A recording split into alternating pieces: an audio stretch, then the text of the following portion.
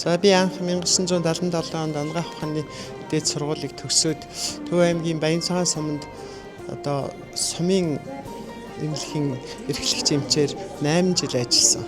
Дараагаар нь Төв аймагт Сүрийтэй тэмцэх диспансерийн эрхлэгч, Сүрийгийн ерөнхий зохицуулагчаар 16 жил ажиллаад 2001 онд Өвөр Жанчуулан Аршаа соёлын одоо захирлаар ирж ажиллаад 20 жил ажиллаад дараагаар нь одоо сүүлийн 5 жил Өвөр Жанчуулан ХХ компани төлөөлөн удирдах зөвлөлийн дараагаар одоо хүртэл ажиллаж байна. Тий одоо ажиллаж байгаа. Төлөөлөн удирдах зөвлөлийн дараагаа хийдэг. Манайх бол олон их байдаг жилдээ 5-6 мянган үйлчлүүлэгч хүлээн авдаг. Одоо манай Аршаан соёлол бол одоод гэдсний архаг өрөвсөл гол төлөв хэрэгэлдэг уудаг аршаантай. Тэгээд манай соёлол бол улсын хэмжээний том соёллуудын нэг. Манайхыг зорж ирдэг хүмүүс бол маш олон байдаг. Намайг зорж ирж хүн их бий. Олон жил ажилласан болохоор танихгүй хүн гэж ховрол байдаг.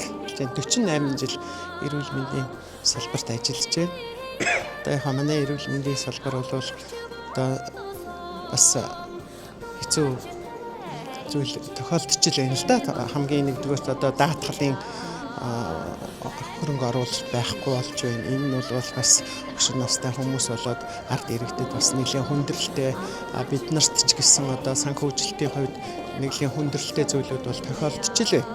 Гэхдээ одоо бид нар энийг даван туулж ард иргэдийнхээ эрүүл мэндийн төлөө зүтгэнэ л гэж бодож байгаа. Залуустай хандаж хийх сургаал юу вэ? За залуустай бол одоо хандаж хэлэхэд хүн ардынхаа эрүүл энхийн төлөө өөрийн одоо мэдлэг боловсрол хүч чадлаа дайчлан ажиллаж байгаарай л гэж хэлье. Ард иргэдтэй бол бүгдэд нь эрүүл энх сайн сайхан аз жаргал хүсье.